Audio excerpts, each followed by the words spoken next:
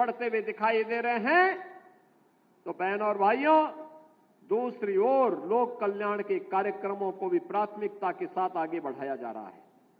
लोक कल्याण के कार्य, कोई कल्पना करता था देश के अंदर 80 करोड़ लोग फ्री में राशन की सुविधा का लाभ प्राप्त कर रहे हैं? आज हो रहा है।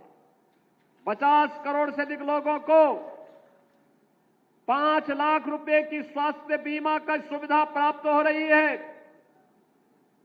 याद करिए 50 करोड़ लोगों को 5 लाख रुपया प्रतिवर्ष स्वास्थ्य बीमा का कवर। 12 करोड़ घरों में शौचालय बन गए। 10 करोड़ घरों में उज्ज्वला योजना का कनेक्शन पहुंच गया देश के अंदर। 4 करोड़ लोगों के घर बन गए। 3.5 करोड़ लोगों के घरों में बिजली पहुंच गई। करोड़ों लोगों को देश के अंदर रोजगार और नौकरी के साथ जोड़ने का कार्य हुआ। तो बहनों और भाइयों, विकास और विरासत का समन्वय कैसे होना चाहिए, प्रधानमंत्री मोदी जी ने काशी विश्वनाथ धाम देकर के 500 वर्षों का इंतजार करके अयोध्या में रामलला का भव्य मंदिर बनवाने के कार्यक्रम को आगे बढ़ाते हुए अब तो महाकुंभ को पूरी दुनिया देख करके भौचक रह गई कि 66 करोड़ लोग महाकुंभ का दर्शन कर रहे हैं। यह भी केवल भारत कर सकता है, केवल भारत कर सकता है। और बहनों और भाइयों, प्रधानमंत्री जी किसी प्रेरणादायी मार्गदर्शन में उत्तर प्रदेश पिछले 8 वर्ष में नई ऊंचाइयों को छूता हुआ आगे बढ़ा है। याद करिए 1947 से लेकर 2017 तक इन 70 वर्षों में उत्तर प्रदेश देश की 7वीं अर्थव्यवस्था था, और मात्र पिछले 8 वर्ष में हमने जो दूरी तय की, अब उत्तर प्रदेश देश की नंबर 2 की अर्थव्यवस्था बन चुका है। नंबर 2 की अर्थव्यवस्था बन चुका है। 56 लाख गरीबों के लिए मकान मिले। इस दौरान बनटांगिया गांवों को मान्यता दी गई। इस दौरान मुसहर हो, बनटांगिया हो, थारू हो, कोल हो, भील हो, गौड़ हो, चेरो हो, अहरिया हो, इन सभी जातियों को 100% इन्हें सैचुरेट करने का काम भी किया गया। हर सुविधाओं से युक्त किया गया। अब कोई उत्तर प्रदेश में भूखों नहीं मरता। 25 करोड़ की आबादी में 15 करोड़ से अधिक लोगों को हर महीने फ्री में राशन की सुविधा का लाभ भी दिया जा रहा है। और 10 करोड़ लोगों को आज आयुष्मान भारत और मुख्यमंत्री आयुष्मान भारत योजना के अंतर्गत उन्हें 5 लाख रुपए की स्वास्थ्य बीमा की सुविधा भी उपलब्ध करवाई जा रही है। उत्तर प्रदेश के अंदर नौजवान के लिए रोजगार की व्यवस्था, कमाई के लिए रोजगार, अच्छी शिक्षा हो इसके लिए पढ़ाई की उत्तम व्यवस्था, बेटी की सुरक्षा, व्यापारी के सम्मान और अन्नदाता किसानों की खुशहाली के लिए ये डबल इंजन की सरकार पूरी मजबूती के साथ काम कर रही है। ये रोहिन बैराज उसी का एक मूर्त रूप है। मूर्त रूप है। यहां पे भी बोल रहे थे यहां के माननीय विधायक जी भी और माननीय केंद्रीय मंत्री जी भी, वर्षों से 20 वर्षों से 25 वर्षों से इंतजार था लोगों को कि रोहिन में बैराज बने। पिछली सरकारों के पास अपने परिवार का पेट भरने की फुर्सत ही नहीं थी। जमीन लुटवाने की फुर्सत मिले तो विकास करे। अभी आपने देखा होगा, परसों ही देश की संसद में वक्फ बोर्ड संशोधन अधिनियम पारित किया है। अब वक्फ बोर्ड के नाम पर जमीनों पर कोई डकैती नहीं डाल सकता है, लूट खसोट नहीं हो सकती है, चौराहे की जमीनों पर कोई कब्जा नहीं कर सकता है। अब सार्वजनिक संपत्ति जो भी होगी, जो राजस्व की भूमि होगी, उसका उपयोग विद्यालय बनाने में, चिकित्सालय बनाने में, कॉलेज बनाने में, मेडिकल कॉलेज बनाने में, ऐसे बैराज बनाने में, गरीबों के लिए आवास बनाने में ही उसका उपयोग होगा। किसी बोर्ड के नाम पर लूट खसोट हमेशा के लिए लगाम लगाने का काम किया है। वक्फ बोर्ड संशोधन अधिनियम पारित होने के कारण अब ये मनमानेपन पर लगाम लगेगी। मैं इसके लिए प्रधानमंत्री मोदी जी का, गृह मंत्री अमित शाह जी का हृदय से आभार व्यक्त करता हूं, क्योंकि उत्तर प्रदेश में भी लाखों एकड़ लैंड वक्फ बोर्ड के नाम पर नाजायज तरीके से कब्जा करने का काम हुआ था। इसमें किसी गरीब का कल्याण नहीं हो रहा था, चंद लोगों के लिए लूट का एक माध्यम बन गया था। इस लूट पर अब लगाम लगेगी, सख्ती से लगाम लगेगी, और उसी लगाम के क्रम में आज हम सब आपके बीच यहां पर आए हैं। बहनों और भाइयों, आपने अच्छा विधायक दिया, पैरवी हुई। आपने अच्छा सांसद दिया, कार्य आगे बढ़ा। आज यहां पर रोहिन नदी का ये बैराज बन गया। 16,000 अन्नदाता किसान लाभान्वित होंगे। और मैं भी यहां के विधायक जी से कह रहा था, जिला प्रशासन से भी कह रहा था, इसके आसपास एक बहुत अच्छी वाटर बॉडी बनेगी। वाटर बॉडी बनने का मतलब अब यहां के माध्यम से आसानी से यहां पे रेस्टोरेंट बन करके लोग पर्यटन के लिए, नौकायन के लिए भी यहां आ सकते हैं। बहुत अच्छा एक कार्यक्रम यहां पे होगा। अनावश्यक बाढ़ से बचाव भी होगी, रेस्टोरेंट बनेंगे, नए रोजगार के सृजन हो सकते हैं, नौकायन का आनंद लिया जा सकता है। कोई घर में अतिथि आया, उसको घुमाने के लिए लेकर के आओ बॉर्डर क्षेत्र के इस पूरे क्षेत्र में। और नहीं तो हर बार होता था किसान तबाह होता था बरसात में, और जब उसको पानी की आवश्यकता होती थी तब पानी नहीं मिलता था। अब बरसात में बाढ़ से बचाव होगी, और जब पानी की आवश्यकता होगी तब रोहिन बैराज आपको यहां पर जल उपलब्ध करवाने का काम करेगा। मुझे याद है, इसी महाराजगंज में महाव नाला के कारण सैकड़ों हेक्टेयर लैंड जलमग्न होती थी, गांव के गांव डूब जाते थे। कभी वन विभाग सहयोग नहीं करता था, कभी सिंचाई विभाग सहयोग नहीं करता था। जब मेरे पास ये मामला आया, मैंने दोनों विभागों को बिठाया। मैंने कहा भी देखो, सरकार का मतलब होता है कि ना शब्द नहीं होना चाहिए, और इसलिए इसका समाधान होना है। और आज उसका समाधान हो गया। अब इस सारे गांव जल प्लावन से बच गए हैं, वहां पर अब कोई समस्या नहीं। बहनों और भाइयों, आज जो 650 करोड़ रुपए से अधिक की परियोजनाओं का लोकार्पण और शिलान्यास हो रहा है, इसमें सिंचाई विभाग की भी योजनाएं हैं, परियोजनाएं हैं, बाढ़ बचाव की भी परियोजनाएं हैं, सड़कों की भी परियोजनाएं हैं। याद करिए, महाराजगंज जनपद के अंदर 2017 के पहले कोई 4 लेन नहीं था, कोई 4 लेन महाराजगंज जिले में नहीं था। ये सीमावर्ती जनपद है, 4 लेन नहीं। अब तो 4 लेन की एक बाढ़ सी आ गई है। गोरखपुर नौतनवा सुनौली मार्ग के 4 लेन के अंतिम चरणों में चल रहा है। फरेंदा से महाराजगंज का मार्ग ये 4 लेन की दिशा में आगे बढ़ रहा है। गोरखपुर से हम लोग जब आ रहे हैं, परतावल होते हुए महाराजगंज ठूठीबाड़ी, निचलौल ठूठीबाड़ी के लिए निकल रहे हैं, ये भी 4 लेन बनने की दिशा में आगे बढ़ रहा है।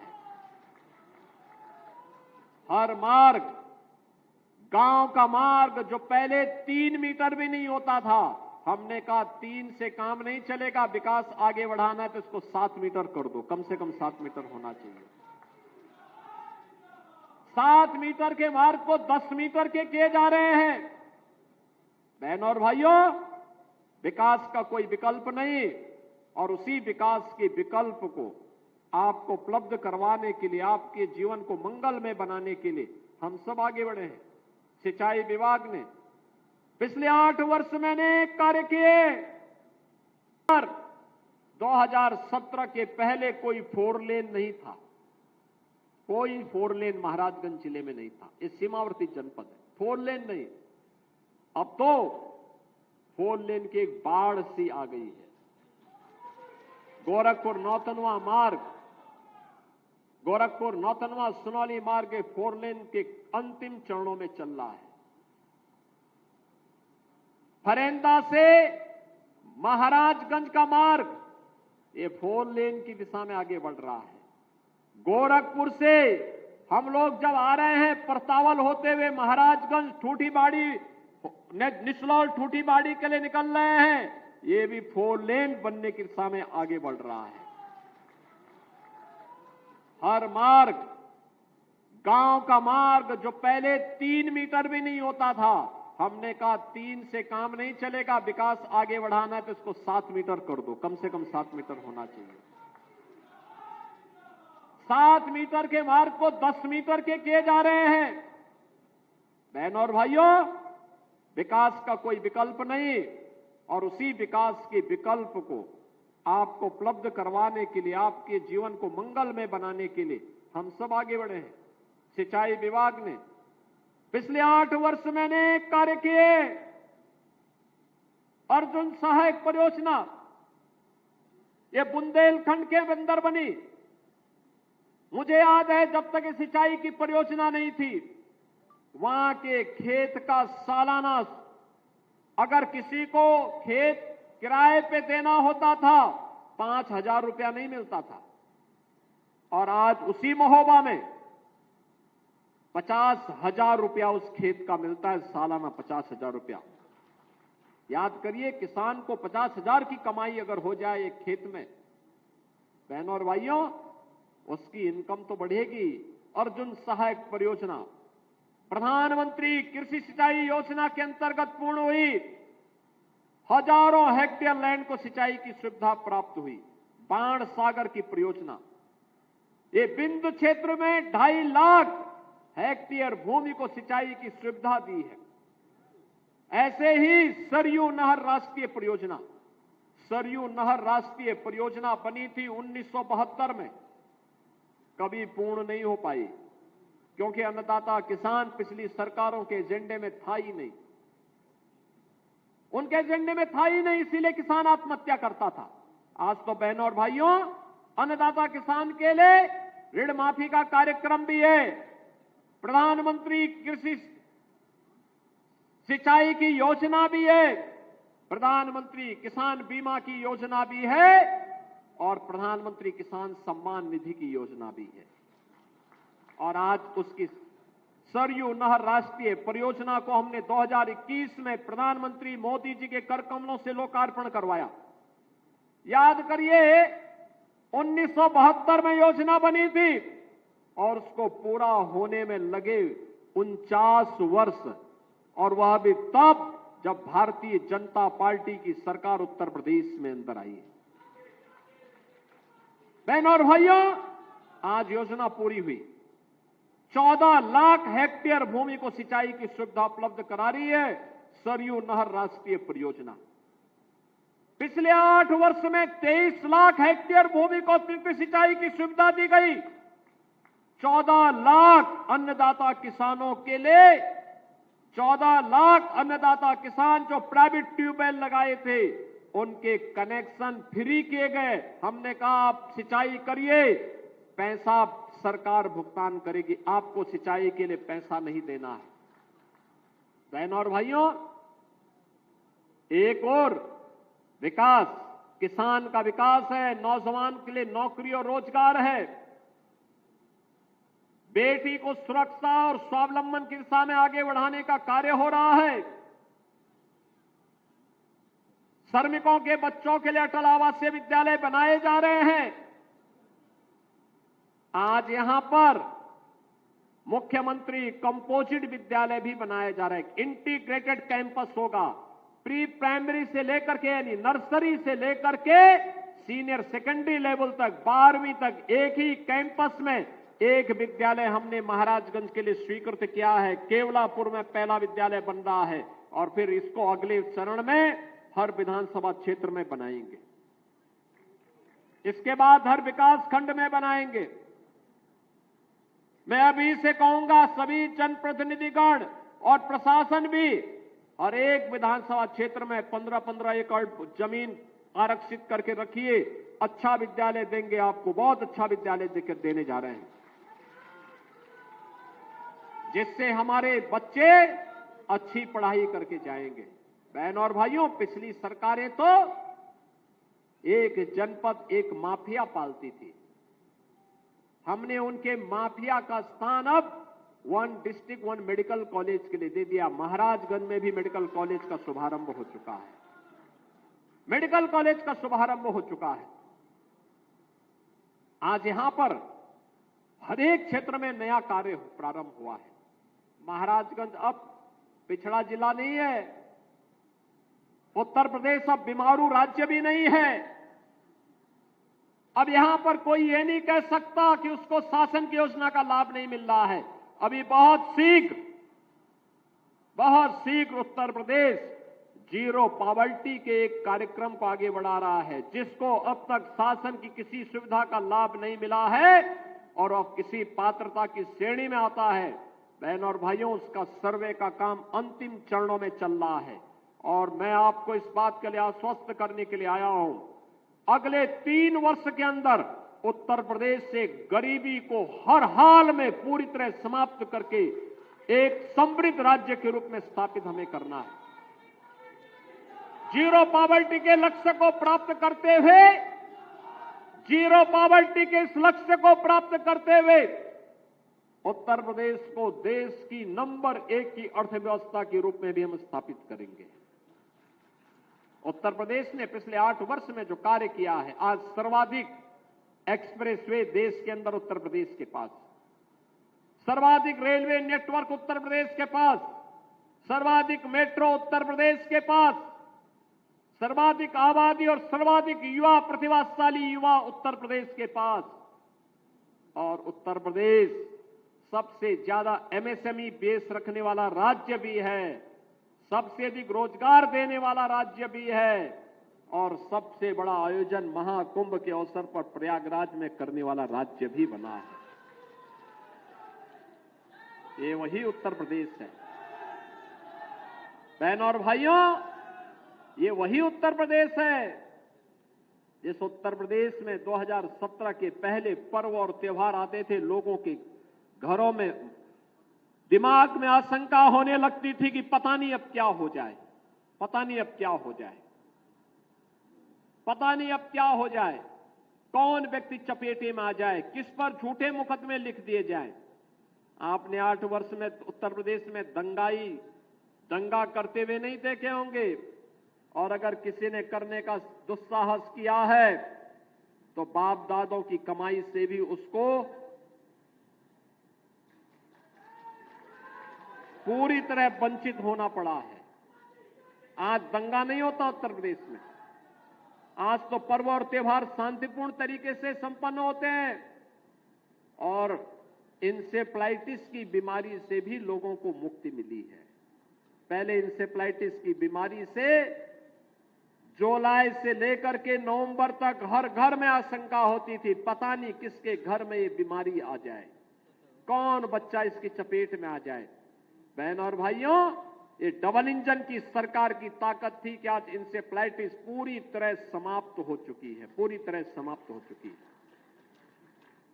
अब बीमारी नहीं है, आज इंसेफ्लाइटिस को भी नियंत्रित किया गया है, डेंगू को नियंत्रित किया गया है, मलेरिया को कम किया गया है, कालाजार और चिकनगुनिया को भी कंट्रोल कर दिया गया है।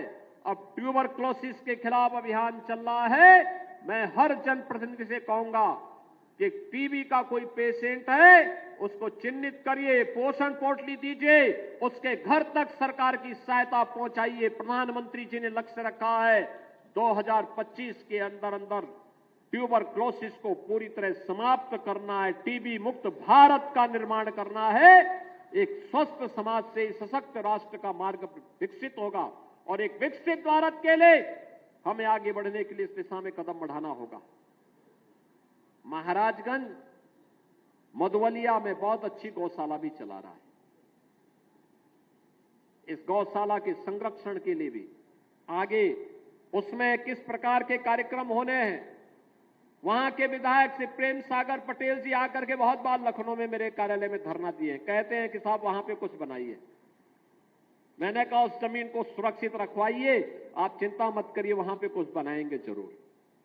और बहनों और भाइयों, वहां पर हम लोग कुछ अच्छा काम जरूर करेंगे, जिससे यहां के गोवंश के लिए और यहां पे अच्छे दुग्ध उत्पादन के लिए डेयरी के क्षेत्र में कुछ नई संभावनाओं को आगे बढ़ाया जा सके, इसके लिए भी महाराजगंज को आगे बढ़ाएंगे। अच्छा कार्य होगा। और उसी कार्यक्रम की श्रृंखला में आज हम सब आपके पास आए हैं। इस सत्र में महाराजगंज में केंद्रीय विद्यालय का भी प्रारंभ होने जा रहा है। पहली बार महाराजगंज में केंद्रीय विद्यालय का शुभारंभ 2025-26 के सत्र में प्रारंभ होने जा रहा है। स्पोर्ट्स का भी स्टेडियम का लोकार्पण हो रहा है। महाराजगंज में ढेर सारी योजनाओं को आज आपको दे रहे हैं और जगतजननी मां भगवती की अष्टमी तिथि महागौरी के प्रति समर्पित है। और इसीलिए जब महाराजगंज के रोहिन नदी के इस बैराज को आज हम लोकार्पण कर रहे हैं, तो इस लोकार्पण के कार्यक्रम के अवसर पर मैं केवल और केवल यही कहूंगा, जगतजननी मां भगवती का पर्व है और यहां से कुछ ही दूरी पर मां बनैया माता का मंदिर भी है। तो इस बैराज को भी हम मां बनैया माता के नाम पर ही जानेंगे। यहां पे बनना चाहिए मां बनैया माता की एक चित्र बैराज में बना करके, और बैराज में नाम भी लिखा जाना चाहिए, क्योंकि उनकी कृपा बनी रहेगी तो ये बैराज सुरक्षित रहेगा, संरक्षित रहेगा लंबे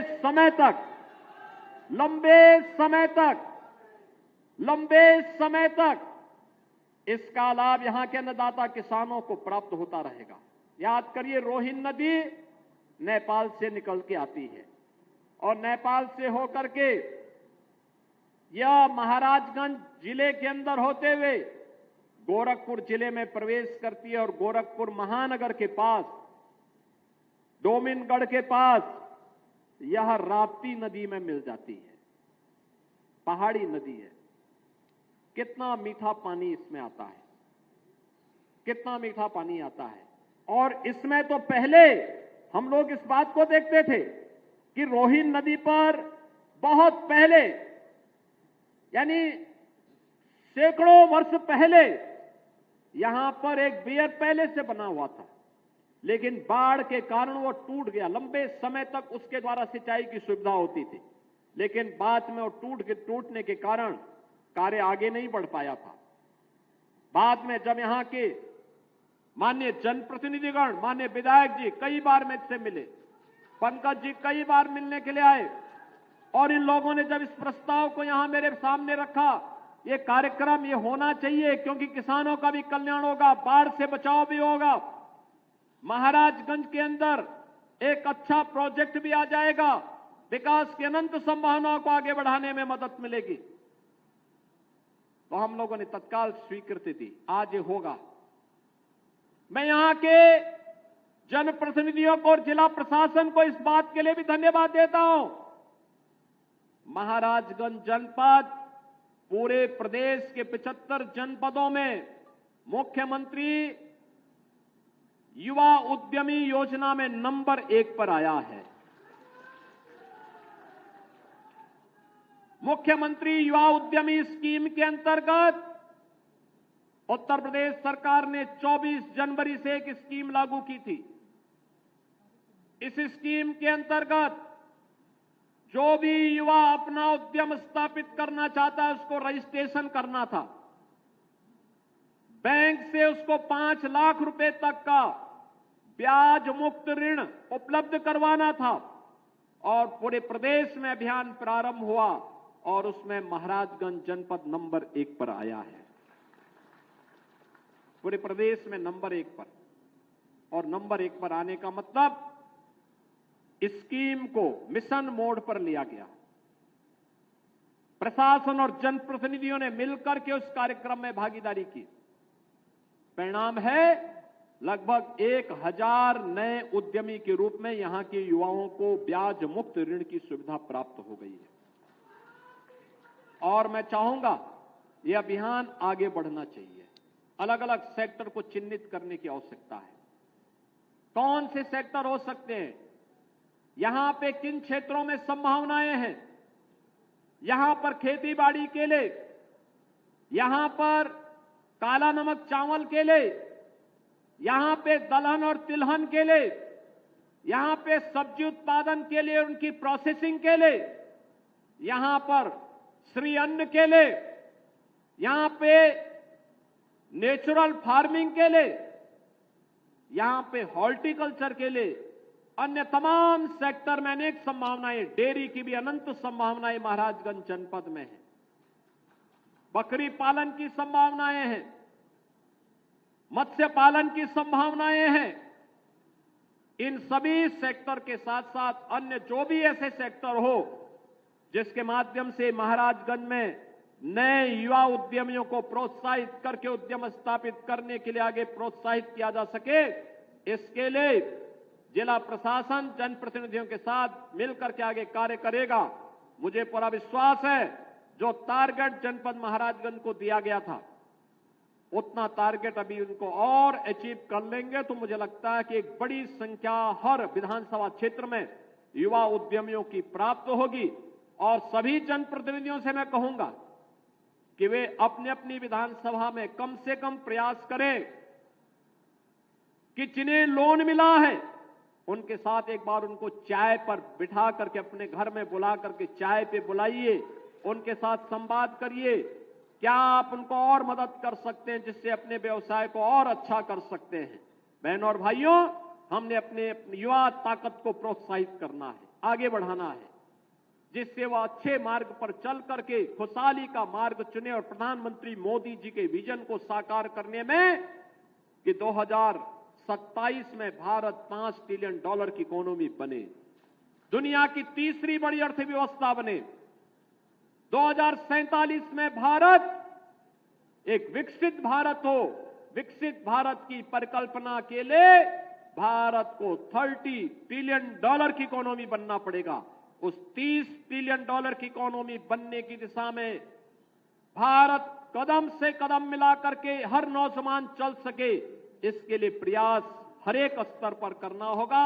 इस दिशा में हम सब मिलकर के कार्य करेंगे। इस विश्वास के साथ आज के इस अवसर पर मैं महाराजगंज वासियों को, नौतनवा की विधानसभा के क्षेत्र की जनता जनार्दन को खास तौर पर बधाई दूंगा।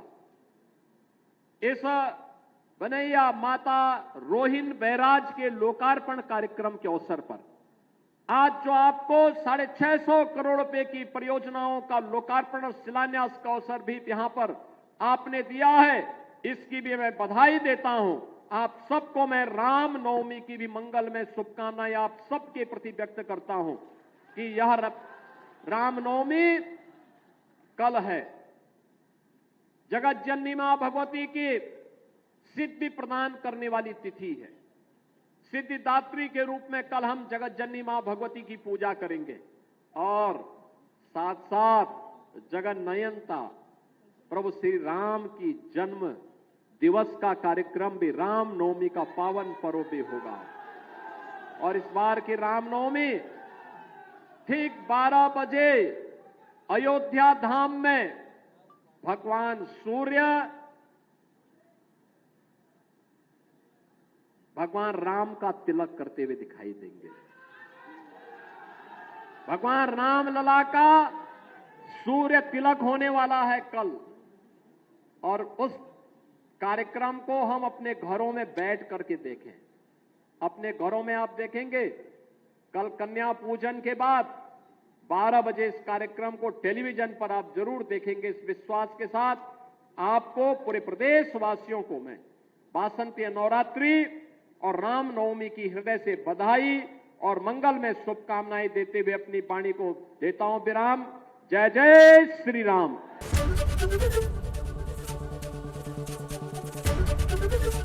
एबीपी गंगा, खबर आपकी, जुबान आपकी।